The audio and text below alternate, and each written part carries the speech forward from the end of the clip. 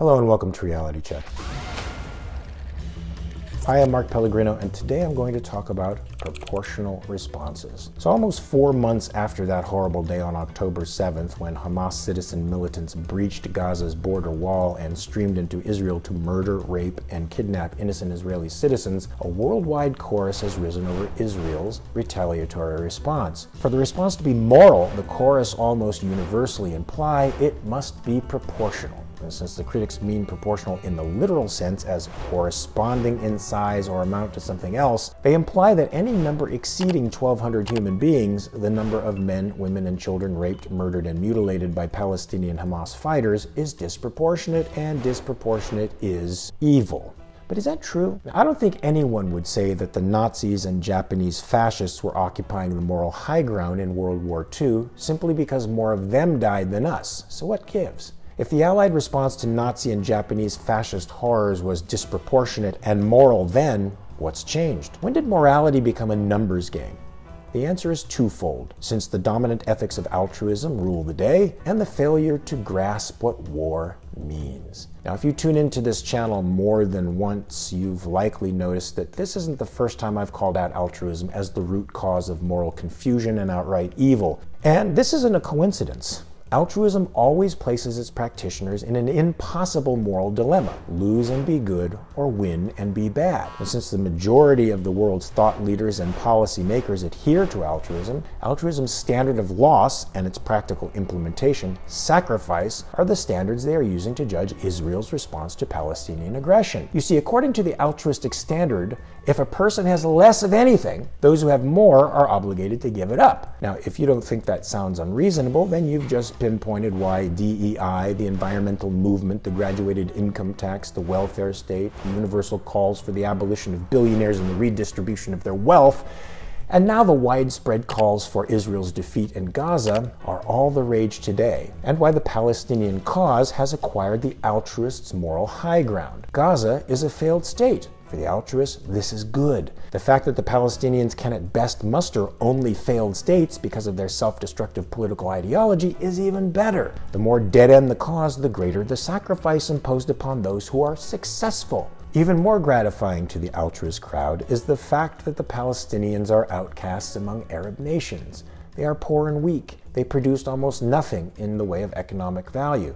But far from being a gut check to the Palestinians respecting their policies, these inadequacies make it incumbent upon the rich, productive, happy Israelis to surrender the moral high ground.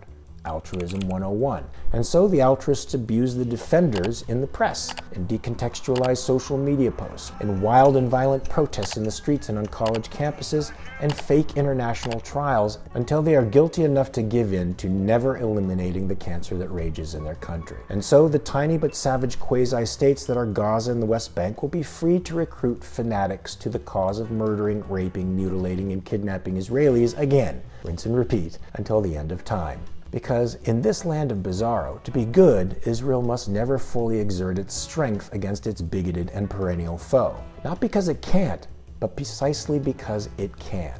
Twisted? Yes, yes, yes! Just wait. Now add to this insanity the idea that the war should be civil, and you have a recipe for moral disaster. Why? Because war isn't civil. It is and can only be uncivil, because war is the breakdown of civilization. Let me repeat that. War is the breakdown of civilization. See, when you start a war with somebody, you've declared to the world that persuasion, reason, civility, and rights can no longer settle your differences. That means you have essentially forfeited the defining characteristics of civilization for violence. Now that's a hard truth for a college kid wrapped in privilege figuring out where his intersection is on the oppression hierarchy while sipping his double mocha frappuccino at Starbucks to grasp. Orange mocha frappuccino!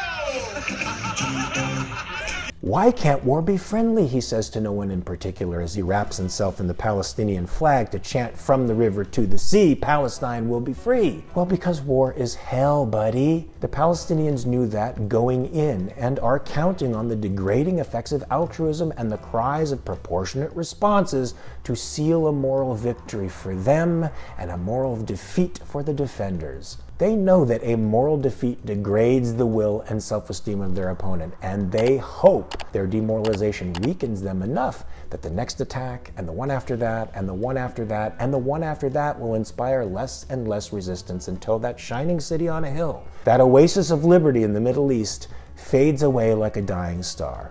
But understand something, my Israeli brothers and sisters. A response to violence can never be proportional. It can only properly have one goal: to end the aggressor's violence permanently and to make sure it never happens again. But to do this, you must throw off the senseless guilt of the self-destructive ethics of altruism, and you must understand that your only moral responsibility is to permanently end the violence and impress upon the Palestinian people that the ideology they choose to follow, with its genocidal impulses, its power lust and greed, with its death cults and hatred, can only lead to a premature rendezvous with their maker. Check. Hi everybody, if you find this content interesting, please don't hesitate to hit the like or subscribe button, and please follow the link below for a free download of the book that changed my life. I know it can change yours too. Have a great day. Peace.